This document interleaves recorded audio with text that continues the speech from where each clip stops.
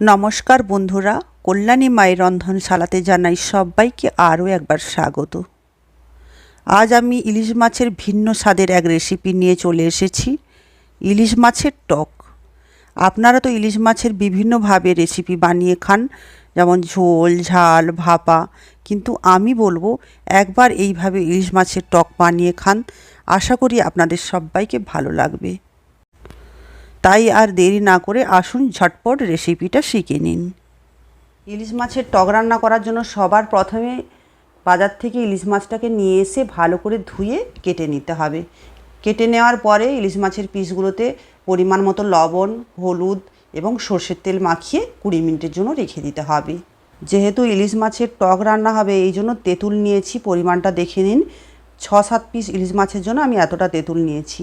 আপনারা কিন্তু তেঁতুলটা মেপে নেবেন। তেঁতুলের টক কতটা পরিমাণ তার উপরে নির্ভর করবে এবং আপনারা কতটা টক খেতে ভালোবাসেন সেই হিসাবে তেঁতুলটা দেবেন। তেঁতুলটা নিয়ে ধুয়ে ভালো করে তারপর জলের উপরে ভিজিয়ে রেখে দিলাম কিছু টাইমের জন্য। ইলিশ মাছের টক রান্না করার জন্য গ্যাসের উপর একটা কড়াই বসিয়ে দিলাম। কড়াইতে 2 থেকে 3 চামচ মতো সর্ষের তেল দিয়ে দিয়েছি।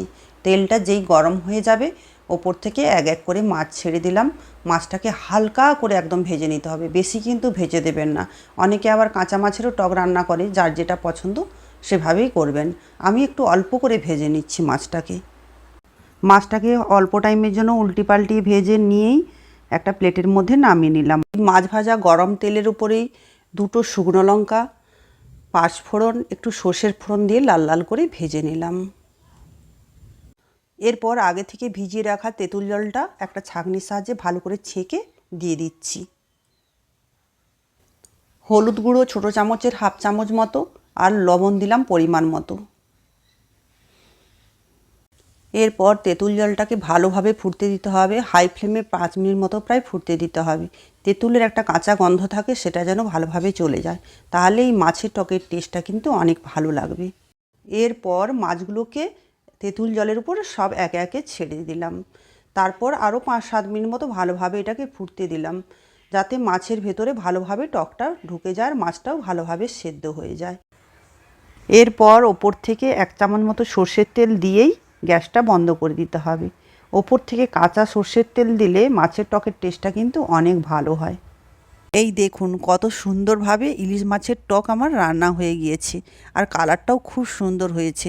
এইভাবে আপনারা একবার ইলিশ মাছের টক বাড়িতে বানিয়ে দেখুন, আশা করি আপনাদের খুব ভালো লাগবে। গরম ভাতের সাথে ইলিশ মাছের টক পরিবেশন করুন, দেখবেন একটা পদেই খাওয়া হয়ে গিয়েছে। আমার রেসিপিটা যদি আপনাদের ভালো লেগে থাকে প্লিজ লাইক কমেন্ট করবেন, শেয়ার করবেন, আর খারাপ লাগলেও কমেন্ট করে জানাবেন, আর সাবস্ক্রাইব করে রাখবেন। পাশে থাকা বেল আইকনটা দাবিয়ে দেবেন, যাতে করে পরবর্তীকালে আমি কোনো রেসিপি বানালে আপনাদের কাছে সবার আগে নোটিফিকেশন পৌঁছে যায়। সবাই ভালো থাকবেন। নমস্কার।